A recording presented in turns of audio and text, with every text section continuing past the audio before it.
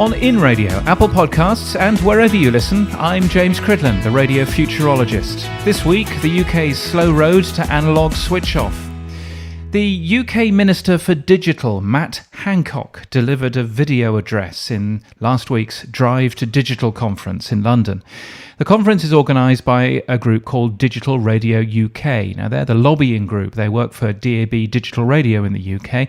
Now, DAB, if you don't know what it is, it's free-to-air broadcast radio through an antenna, much like FM, but only digital.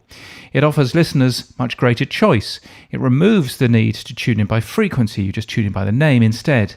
But you do have to buy a brand new receiver. It's around 4 times more popular than internet streaming, so it's doing not bad. Hancock's half hour included a plea to radio receiver manufacturers to make their sets digital by default. That's a rather political phrase, by which he meant that radios which are only capable of analog AM/FM should be removed from the shelves. Now, Hancock might have been better being a little bit more specific. He ought to have said that they must offer DAB+, because surprisingly many sets still available in the UK, especially in supermarkets, only deal with DAB. And if you buy one of those digital radios, that results in a device which is rather less future-proof and one that already receives fewer stations than a DAB+ one. Because the only place that DAB is still in full operation is the UK. Most of Europe has already closed DAB-only transmissions, switching to the more efficient DAB+ system. Australia didn't even bother with DAB at all.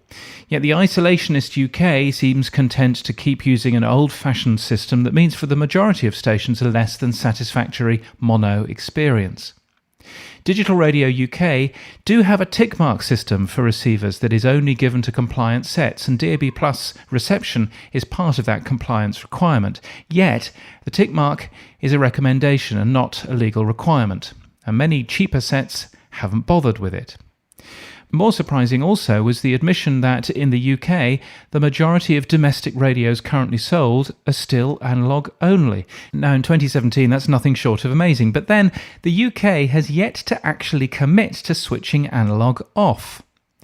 Digital listening, which includes online and the TV, incidentally, is at 48.7% currently, and Hancock repeated that when this figure reaches 50%, which might happen this year, then the government would consider whether to set a timetable for switchover.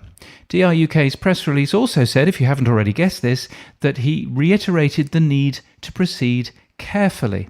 And this need to hit 50% is the reason why broadcasters seem happy to continue using old DAB and why they're scared to switch more services to DAB+. Anything that would harm the 50% figure, even if it's ultimately better for listeners, must be avoided at all costs. The promise that the government would only consider switching off analogue is hardly the clear don't buy an AM/FM radio, it won't work very long story that Hancock wants for the retailers.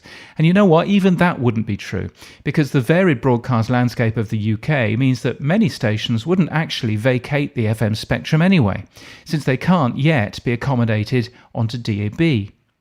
However, it isn't protecting the consumer to allow analogue-only AM/FM sets, or even sets incapable of DAB+, to be sold in stores.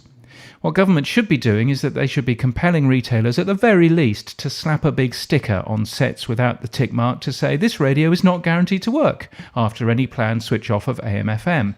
That would be the right degree of consumer protection, to inform consumers that they're potentially buying a product that won't work very long.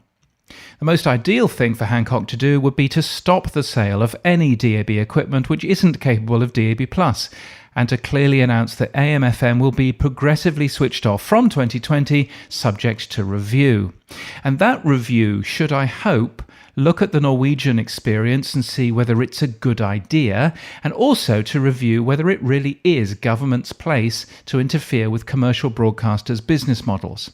I think personally that commercial broadcasters should take their cues from the market when it comes to turning off analogue. But then that's just me, and apparently I must be mad. But anyway, if it's the government's clear intention to turn off AM/FM, if they can, they should probably say so. And now would be a good time to do it. You can get my weekly newsletter at james.crid.land and daily podcast news at podnews.net. And until next time, Keep listening.